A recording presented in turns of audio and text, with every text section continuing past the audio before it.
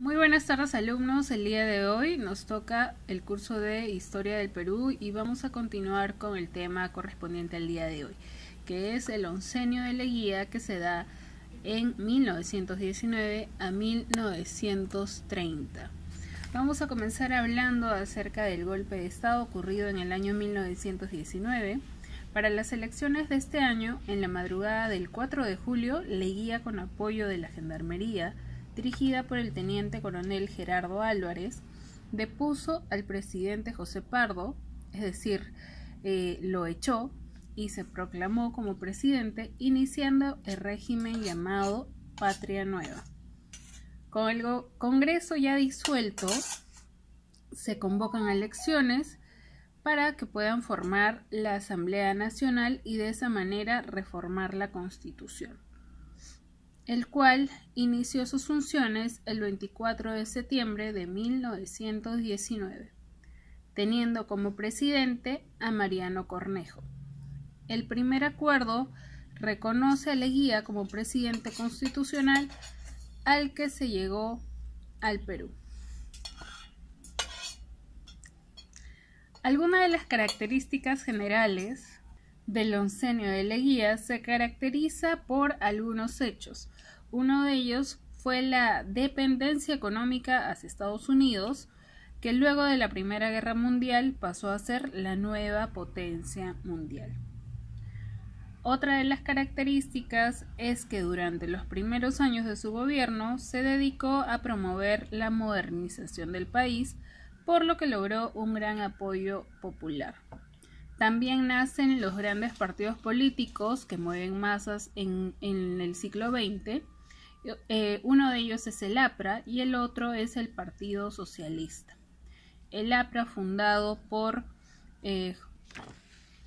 Víctor Raúl Haya de la Torre, y el Partido Socialista, fundado por José Carlos Mariátegui.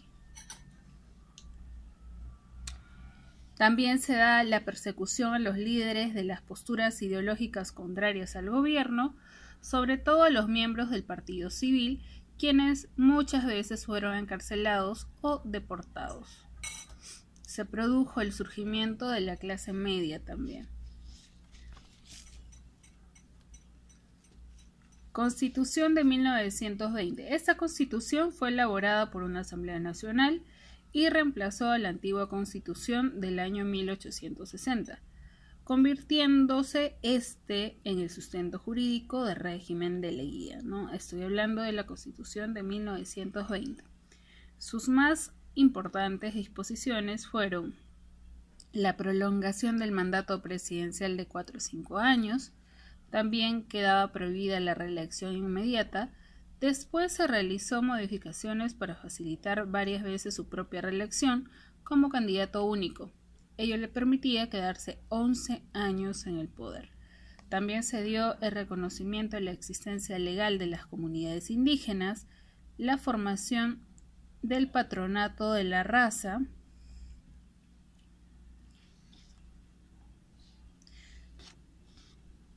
indígena me refiero, para proteger a los indígenas en el establecimiento, y también se estableció el Día del Indio, el cual lo celebramos cada 24 de junio. Se reconoce que el Estado profesa la religión católica, apostólica y romana, aún así nadie podría ser perseguido por sus creencias.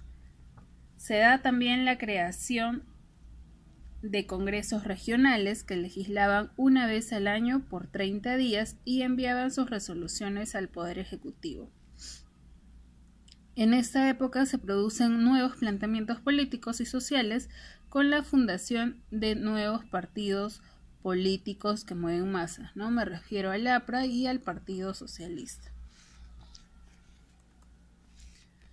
¿Qué podemos hablar acerca del APRA? Pues el APRA significa Alianza Popular Revolucionaria Americana y fue fundado por Víctor Raúl Haya de la Torre en el año 1924. Él estuvo exiliado en México.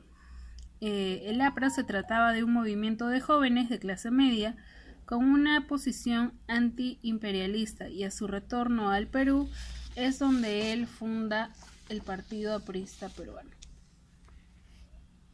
que es el PAP. En su obra El antiimperialismo y el APRA se encuentran los planteamientos de los fundamentos de su pensamiento. También tenemos al Partido Socialista, el PSP. Ese partido fue fundado por José Carlos Mariátegui, quien era un estudiante autodidacta que había fundado primero las revistas Amauta en 1926 y luego el Partido Socialista en 1928.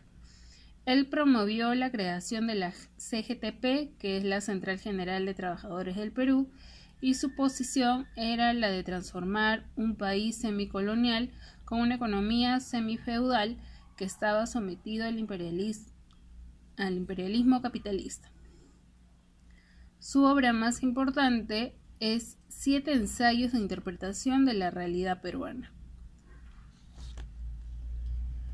¿Qué podemos hablar acerca del aspecto económico? Augusto B. Leguía contó con apoyo del capital norteamericano en forma de emprestitos, que son préstamos, para modernizar la salud, la educación, la tecnología agrícola y otras actividades públicas. De esta manera, nuestra economía quedó sometida a la influencia de Estados Unidos.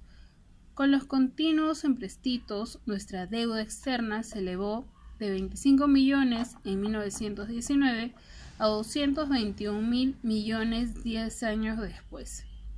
Entre otras obras, se creó el Banco de Reserva del Perú como única entidad autorizada en emitir billetes respaldados del oro físico, fondos en dólares y libras esterlinas, así como regulador del sistema crediticio. Leguía adoptó 2 medidas antinacionales.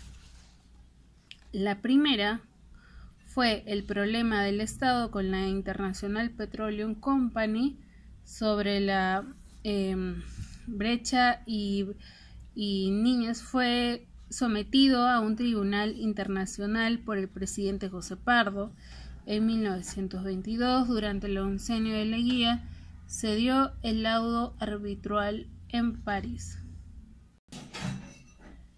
ya que este favorecía a la IPC, la cual recibe la propiedad del suelo y subsuelo de la brecha. Esto se iba a dar por 50 años más, sin poder modificar en ese lapso ningún tipo de impuesto sobre el petróleo. A pesar de ser negativo para el Perú, Leguía aceptó el laudo. Firma un nuevo arreglo con la Peruvian Corporation, donde el gobierno peruano le cedía a perpetuidad los ferrocarriles, así como la navegación a perpetuidad en el lago Titicaca. Esto provocó indignación, ya que solo faltaban pagar 11 cuotas de las 33 establecidas en el contrato Grace. El contrato Grace era un contrato donde esa compañía británica nos generaba un pago mensual a cambio de ellos exportar nuestros recursos. Desde la Constitución de 1920 hasta la fecha, el Estado reconoce la existencia legal de las comunidades campesinas y nativas. ¿Ok? Bueno, chicos, terminamos el día de hoy la clase. Ustedes van a seguir con las actividades correspondientes a la página 12 y me tendrán que enviar toda evidencia de trabajo avanzado a mi número personal. Que tengan muy buenas tardes, cuídense mucho, un fuerte abrazo.